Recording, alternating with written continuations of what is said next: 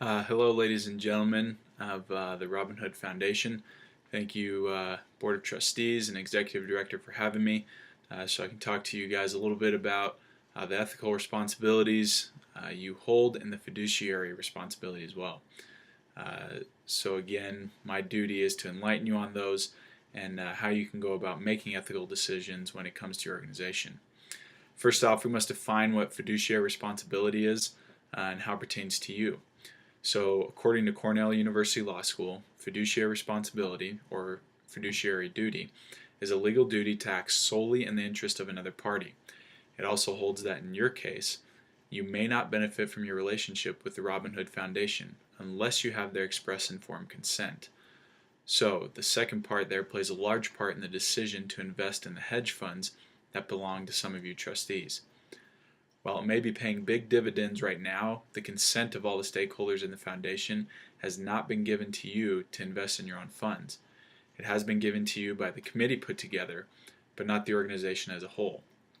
With this in mind, I want you to look at this direct quote taken from the book Ethical Theory in Business, which says that the best way to help prevent misconduct or unethical decision making by managers is for business organizations to develop decision-making processes that compensate for the distorting effects of biases and heuristics and produce sound decisions. Now, it's kind of a long explanation and kind of a jumble of words, but in your organization's case, this sort of decision-making process needs to involve a duty of loyalty to the foundation and make sure the interests of the foundation and the social purpose it was created for are put first, and not your own personal financial interest. Now, investing in these hedge funds is very close to private annulment because you as insiders would technically be benefiting from the organization's funds.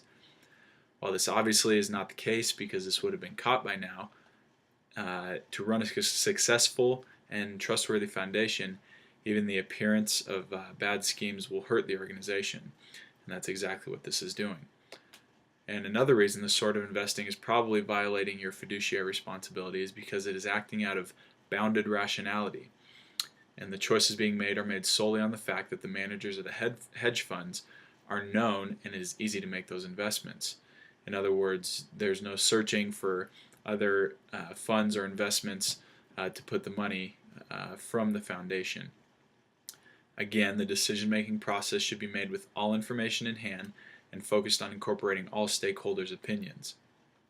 Now, lastly, and most important in my presentation for you, is how you can involve all your stakeholders and board members into the decision-making process so that ethical decisions will be made.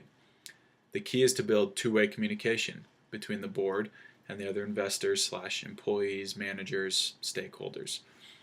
If you look at this slide, you see I want you to remember the 3 E's: engagement, explanation, and expectation clarity. So first, people need to be involved in your decision-making process, especially when it comes to finances and money. This is huge when it comes to nonprofit organizations. You need to make sure everyone has a say, and if there's a problem, that it is voiced. Now, this may get kind of hectic with everybody sharing their opinion, but if there are problems, they need to be heard so it doesn't become a problem down the road. Now, 2, you need to make sure you can explain why the final decision was made according to what information was brought in by everybody. And 3, everyone needs to know the expectations or standards that they will be judged by in the decision-making process. And that is also dependent on the vision and mission of the organization. So again, those are the 3 E's I want to leave you guys with that will really help in your decision-making process.